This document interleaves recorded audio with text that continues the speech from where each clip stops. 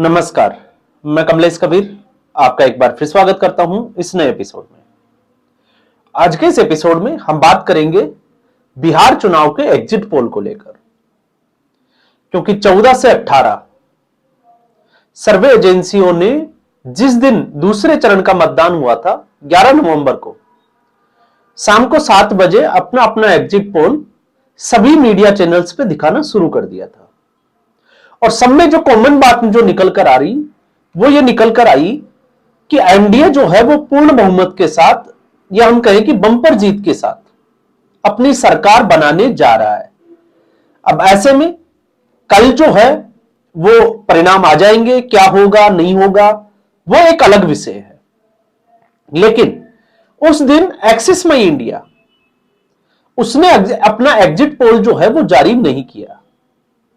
अब ये हो सकता है पब्लिसिटी के लिए, क्योंकि सब लोग कर रहे थे तो उसमें काउंट ना हो, उसके ऊपर पूरे दिन भर जो है वो बहस हो, इसलिए प्रदीप गुप्ता ने जानबूझकर इसको रोका हो, या फिर हो सकता हो कि डेटा का जो है वो आकलन भी किया गया हो, क्योंकि प्रदीप गुप्ता बहुत पहले से जो है वो इस तरीके के एग्जिट पोल हो चाहे ओपिनियन पोल हो उनसे जुड़े हुए रहे।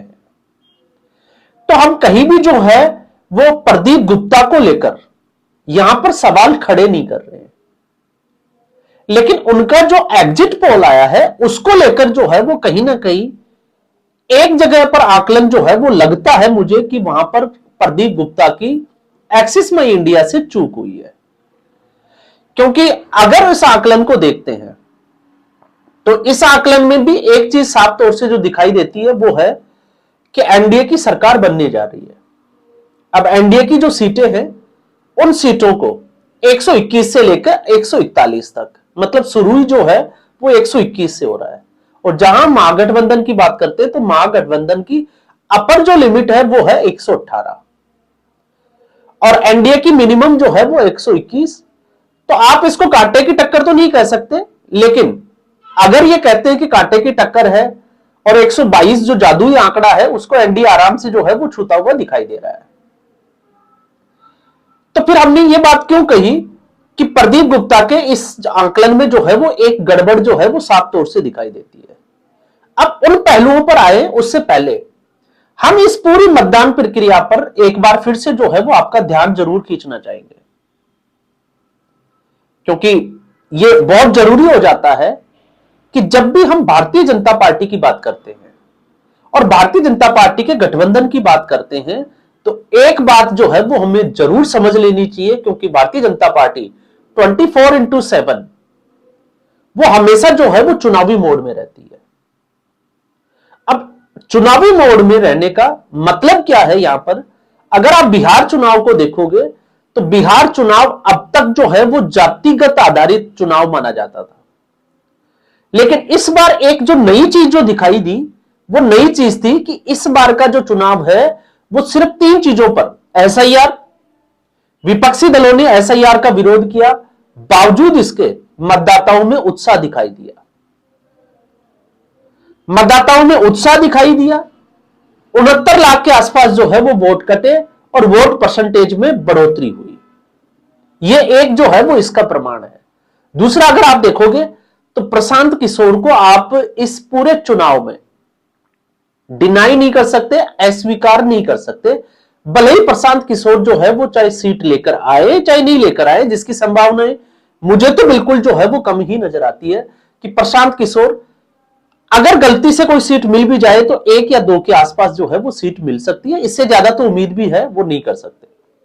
और मैक्सिमम जो है वो 3 से 4% के आसपास वोट शेयर रह सकता है प्रशांत किशोर का।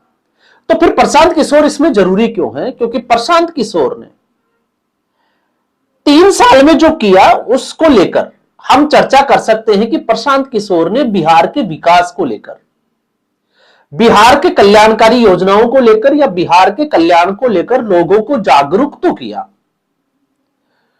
और इसलिए हम जो है वो प्रशांत किशोर की भूमिका को यहां पर नकार नहीं रहे। हालांकि फाइनली जब चुनावी मोड में जब इलेक्शन कमीशन ने घोषणा की, नामांकन की प्रक्रिया शुरू हुई और जैसे ही प्रशांत किशोर ने चुनाव ना लड़ने का ऐलान किया उसके बाद से प्रशांत किशोर जो है वो इस पूरी चुनावी प्रक्रिया से बाहर दिखाई दिए। ये अंत में जाकर क्या हुआ, हम इसके लिए जो है वो चुनाव परिणाम के बाद जरूर जो है वो चर्चा करेंगे। लेकिन उससे पहले जब एनडीए और महागठबंधन उतना एक्टिव नहीं था, तब बिहार में हर जिले में जाकर रैलियां करना, पदयात्रा करना, लोगों को जगाना, वो सारा का सारा जो है वो क्रेडिट प्रशांत किशोर को जाता है। और फिर आता है अगली कड़ी, और अगली कड़ी है नीतीश कुमार। अब नीतीश कुमार इस चुनाव में अगली क्यों है तीसरी कड़ी की जिसकी हम बात कर रहे हैं, क्योंकि नीतीश कुमार का यह आखिरी चुनाव है और यह जनता भी इस बात को जो है वो भली भांति जानती है। और विपक्ष जो है वो इस अवधारणा को और मजबूत कर देती है जब विपक्ष यह हमला करता है कि नीतीश कुमार की सेहत ठीक नहीं है, उनका मानसिक स्वास्थ्य खराब है, बावजूद इसके वो बरसते जिसको हम कहते हैं कि बारिश में या बारिश के मौसम में भी गाड़ी से जाकर चुनावी रैलियां करते हैं।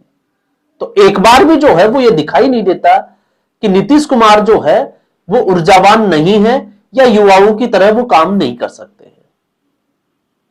अब इसको चुनावों की दृष्टि से अगर हम देखते हैं तो 2005 से लेकर अब तक नीतीश कुमार जब जब मुख्यमंत्री रहे और जब भी वो मुख्यमंत्री रहे, आपने देखा वो किसी भी दल के साथ रहे हो, महिलाओं की जो कल्याणकारी योजनाएं हैं या महिला लाभार्थियों को जो लाभ पहुंचाया, उनके लिए जो काम किया, उसको बिहार की जनता डिनाई कर ही नहीं रही है। और यही कारण है कि इसमें 10,000 रुपए आजीविका दीदी को और जोड़ देते हैं तो फिर 1 से 1.5 करोड़ मतदाता जो महिला लाभार्थी वर्ग के थे, उनमें नीतीश कुमार एकमात्र चेहरा। दूसरा सिंपैथी वोटर, जब हम कहते हैं कि विपक्ष जब यह हमला करता है कि नीतीश कुमार की सेहत ठीक नहीं है, तो फिर नीतीश कुमार का यह आखिरी चुनाव है, तो बिहार की जनता जिस मूड में है कि नीतीश कुमार की विदाई किस तरीके से होनी चाहिए, तो आप जो है वो इसको इस तरीके से भी ले सकते हैं। और फिर हम आते हैं इस चुनाव में, क्योंकि ये चुनाव बिहार के नहीं, उत्तर भारत का अगर आप देखोगे तो ये चुनावी परिणाम भारतीय राजनीति की दशा और दिशा दोनों बदलने में कामयाब होगा। एक, अगर एनडीए गठबंधन इसी तरीके से अगर जीत हासिल होती है जो दिखाई दे रहा है, तो फिर एक साफ तौर से जो समझ में आता है वो यह है कि हिंदी पट्टी में एनडीए की या भारतीय जनता पार्टी की पकड़ और मजबूत होगी। और जितनी ये पकड़ मजबूत होगी विपक्षी पार्टियों के लिए, उतनी ही ये जो है वो चुनौती बनकर सामने आएगी। और दूसरा, जिस तरीके से ये चुनाव जो चला है, इसमें एक तरीके से है कि जीत उसकी होगी जो संदेश देने में और नैरेटिव बनाने में कामयाब होगा। यहां पर आपका गठबंधन किससे है, जातीय समीकरण क्या है, वो सारे जो है वो गड़बड़ होते हुए दिखाई देते हैं। जब हम बात करते हैं संदेश की, तो एनडीए जो है वो लगातार एनडीए ने फोकस किया, कांग्रेस पार्टी पर किया ही नहीं, क्योंकि कांग्रेस पार्टी ने इस पूरे चुनाव को डिरेल किया और इसका नुकसान तेजस्वी यादव को उठाना पड़ेगा, आप देख लीजिएगा कल। लेकिन भारतीय जनता पार्टी ने कांग्रेस के बजाय सिर्फ और सिर्फ एक संदेश दिया, और वो ये संदेश था कि अगर एनडीए गठबंधन को आपने वोट नहीं दिया तो जंगल राज की वापसी हो जाएगी। उस जंगल राज की यादें जो थी उसको लगातार जो है वो कुरेदने का काम किया। और दूसरा काम किया, डेवलपमेंट के लिए जो कल्याणकारी योजनाएं जो चलाई जा रही है उनको किस तरीके से जनता में, लोगों के सामने जो है वो प्रोजेक्ट किया जाए। तो ये था संदेश। इसी के साथ जो है वो एक नैरेटिव तैयार किया गया, क्योंकि विपक्षी गठबंधन ने बिहार के नैरेटिव के बजाय जो है वो राष्ट्रीय मुद्दा, या हम कहें कि राहुल गांधी को प्रधानमंत्री बनाने वाले मुद्दे के पीछे भागते हुए दिखाई दिए, जिसमें सिर्फ और सिर्फ वोट चोरी। तो एसआईआर का मुद्दा, उसमें कोई गड़बड़ी नहीं पाई गई, बिहार के धरातल पे जो है वो ये मुद्दा चलता हुआ नजर नहीं आया। तो फिर आ गया संदेश, नैरेटिव, और फिर उसके बाद में आता है भरोसा। तो बिहार के मतदाताओं का भरोसा किसमें है, यह चुनाव यहां पर भी जाता हुआ दिखाई देता है।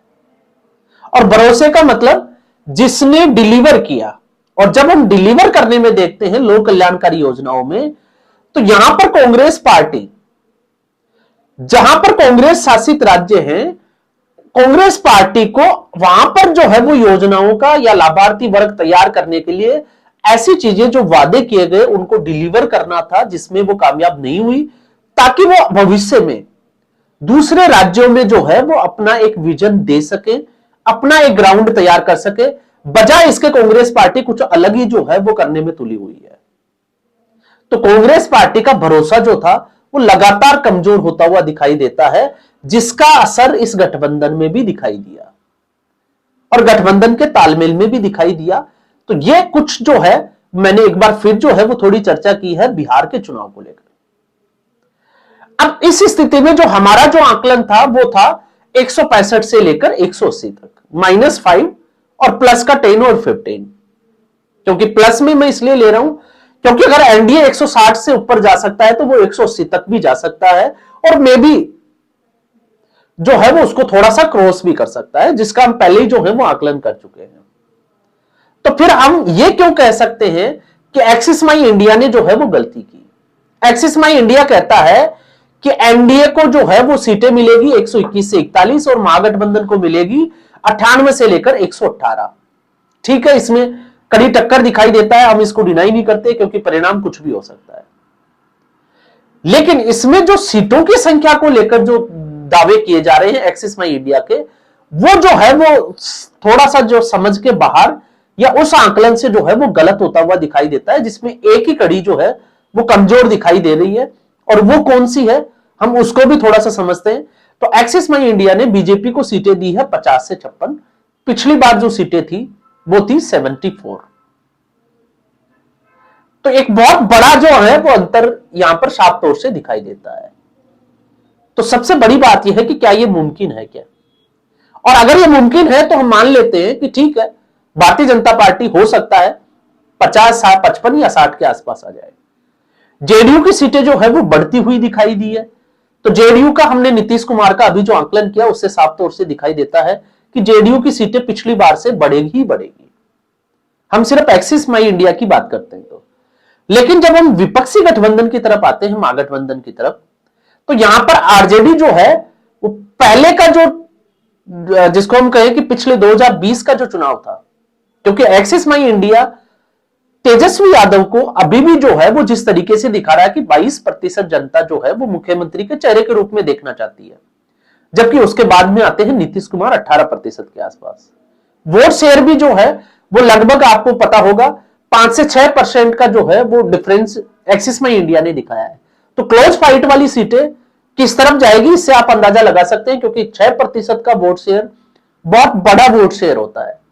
जिन सीटों के ऊपर 1000 से 5000 के आसपास का जो है हार जीत का अंतर होता है, उन सीटों के हिसाब से अगर आप देखोगे तो आपने देखा कि हरियाणा का विधानसभा चुनाव में 22,000 वोटों का जो राहुल गांधी ने दिखाया था, आप उसका आकलन करोगे तो आपको समझ में आएगा कि सीटों का जो है कुछ सीटें बड़ी क्लोज फाइट के साथ जो है वो हार जीत के अंतर में बदल जाती है।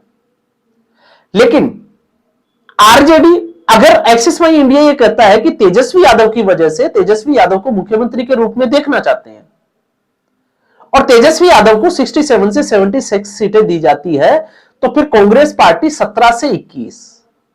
अब यहां आकर जो है वो थोड़ा सा एक्सिस माई इंडिया का यह आकलन खटकता है, क्योंकि पिछली बार 17 सीटों पर चुनाव लड़ने वाली कांग्रेस 19 सीटों पर जीत हासिल कर पाई, जबकि इस बार तो कांग्रेस उससे भी बुरा करते हुए नजर आ रही है। मतलब पहले वाला जो 2020 का चुनाव था उससे भी पिछड़ते हुए। क्यों? क्योंकि राहुल गांधी वोट चोरी का मुद्दा छोड़ा, 16 दिन की यात्रा की, लेकिन उसके बाद लगभग 2 महीने बिहार चुनाव से नहीं बिहार से भी दूर रहे, और आज भी स्थिति यही है, मस्कट चले गए बता रहे। तो अब परिणाम के बाद में आएंगे क्योंकि जिम्मेवारी उन्होंने लेनी नहीं है। कांग्रेस पार्टी में शकील अहमद के इस्तीफा जो है वो एक बड़ा इशारा कर रहा है कि कांग्रेस पार्टी में चल क्या रहा है। टिकट के जो वितरण को लेकर अनियमितताओं का आरोप पहले ही लग चुका है। अखिलेश प्रसाद सिंह को उठाकर कृष्णा अल्लावरू को लाना, कृष्णा अल्लावरू का ट्रैक रिकॉर्ड कुछ नहीं है, और कृष्णा अल्लावरू और राजेश राम पिटाई होते होते बच गए, आपको वो वाकया भी देखना पड़ेगा। और फिर उसके बाद में अपने ही गठबंधन में 9 सीटों के ऊपर, चाहे वो वीआईपी हो या फिर आप देखिए आरजेडी हो, जिसके साथ फ्रेंडली फाइट करती हुई नजर आती है। और कांग्रेस पार्टी की वो सीटें आप याद रखिएगा जिसके ऊपर पिछली बार कांग्रेस पार्टी मजबूत थी, वो आरजेडी ने वहां पर कैंडिडेट खड़े कर दिए। तो ऐसी स्थिति में जब हमारा आकलन यह कहता है कि कांग्रेस पार्टी डबल डिजिट में भी नहीं जा रही, वो सिंगल डिजिट में भी कितनी होगी कह नहीं सकते, 8 भी हो सकती है, 7 भी हो सकती है, 9 भी हो सकती है, 5 में भी आ सकती है। तो ऐसी स्थिति में 17 से 21 सीट देना यह थोड़ा सा जो है वो समझ के बाहर आता है।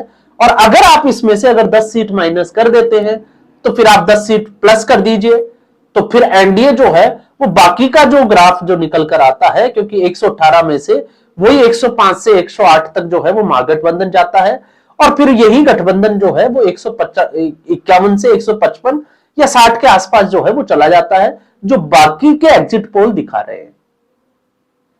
और जो लोग ये कहेंगे कि प्रदीप गुप्ता वो तो बहुत मंजे हुए खिलाड़ी है, मैं उससे डिनाई नहीं करता हूं, लेकिन सच्चाई यह भी है कि 2024 के लोकसभा चुनाव में प्रदीप गुप्ता का जो एग्जिट पोल है वो बिल्कुल धराशायी हो गया था और मीडिया चैनल पर ये रोने तक लग गया था। तो ऐसा नहीं है कि इसका एग्जिट पोल गलत नहीं होता। तो आज की रात है, कल सुबह तक जो है जब से जो है वो ईवीएम खुलना शुरू होंगे तो 11-12 बजे तक जो है वो प्रदीप गुप्ता के इस आकलन का क्या होगा वो भी जनता के सामने आता चला जाएगा। लेकिन मुझे जहां तक लगता है प्रदीप गुप्ता एक बार फिर जो है वो एग्जिट पोल के मामले में बिल्कुल गलत साबित होने वाले हैं। तो आज के एपिसोड में बस इतना ही। उम्मीद करूंगा वीडियो एपिसोड आपको पसंद आया होगा। वीडियो को लाइक करें, शेयर करें, चैनल जरूर सब्सक्राइब करें। धन्यवाद।